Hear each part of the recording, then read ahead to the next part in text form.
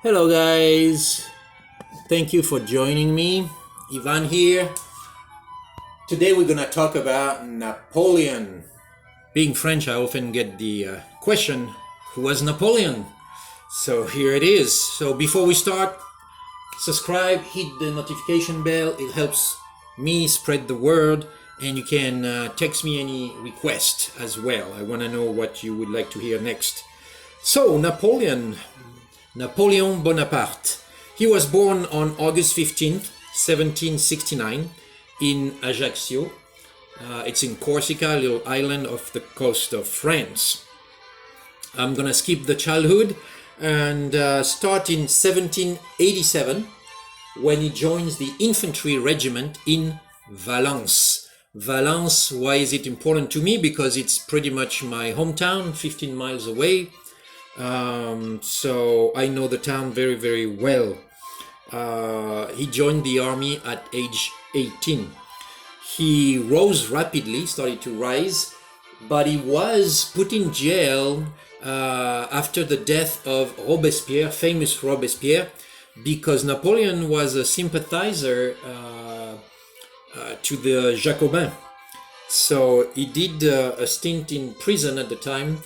He was then released after the death of Robespierre in 1794, and went back to the army and continued to rise because he was really smart and courageous on the battlefield. Anyway, fast forward a few years, at the time when the French government was called the Directoire. The Directoire saw that Napoleon was gaining more and more power, and they got scared of him. So they decided to send him on a campaign in Egypt as far as possible.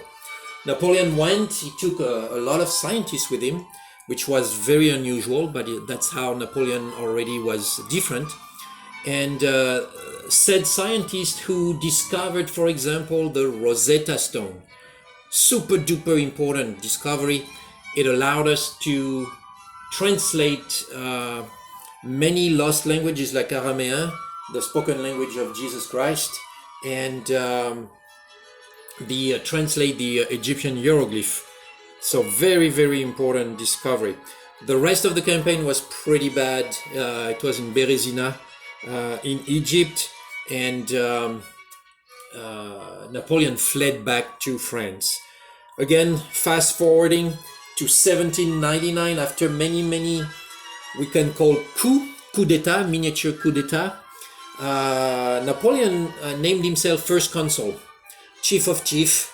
A little while after that, a year later, he decided he knew the people liked him, and he decided to make them vote and ask them, do you want me to be your chief, your first consul for life? And 3.5 million French people said yes, absolutely. We want you to be the chief for life, our chief for life. Only 8,000 people dared to say no. Anyway, kind of like what Xi Jinping did in China a couple of years back. Anyway, fast forward again, 1812, 1811, of course, France was still at war with England. The Russian Tsar Alexander I decided to accept English vessels in his ports, and that was a declaration of war for Napoleon. So he decided to take a ginormous army, 700,000 men, and invade Russia. And they did walk all the way to Moscow. The Russian, having lost, decided to burn the city to the ground, thinking if we can't keep Moscow, nobody will. It was winter, no food. They were not prepared to stay there. So Napoleon tailed back to France, but only 300,000 men managed to cross the river La Berezina. It was a disaster. 500,000 people died in that one campaign. That's basically the equivalent of all the dead in the Civil War in America. So that was bad. To this day in French, if you say c'est la Bérésina, The expression means it's a disaster, it's the end of us.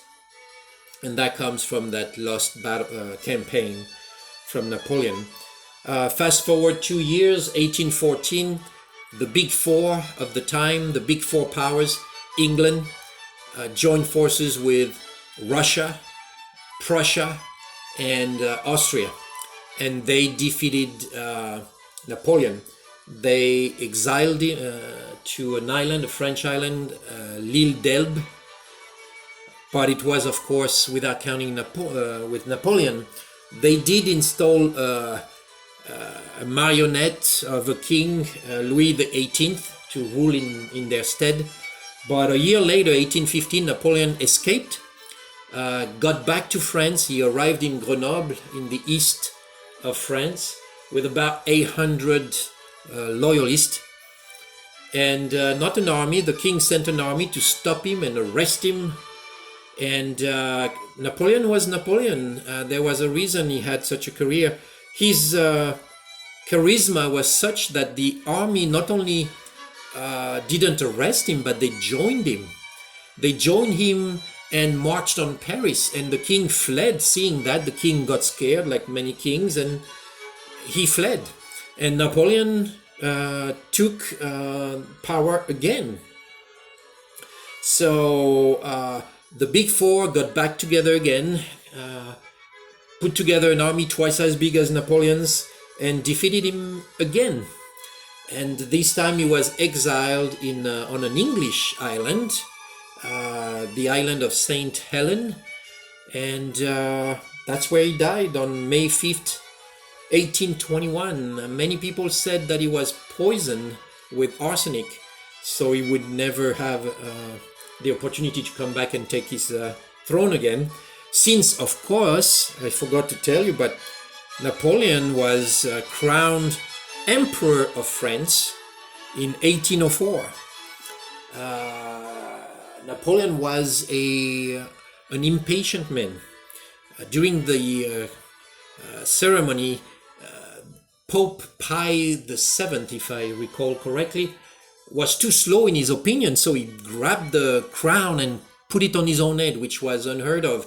He crowned himself, basically. And so that's Napoleon. But anyway, he will be remembered for many things.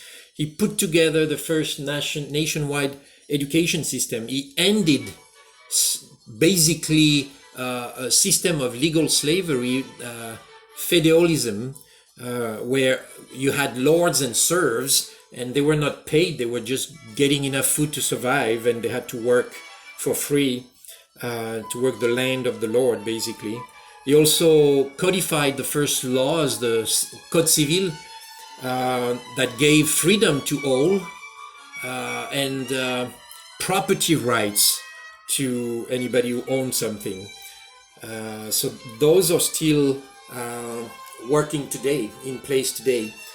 His most famous victory was Austerlitz, and the loss was Waterloo. We still say, it was Waterloo. That means it was a big defeat. So there you have it, in a nutshell, Napoleon Bonaparte. So please, again, subscribe, text me any request, and hit the notification bell. All right, guys, see you later. Toodaloo.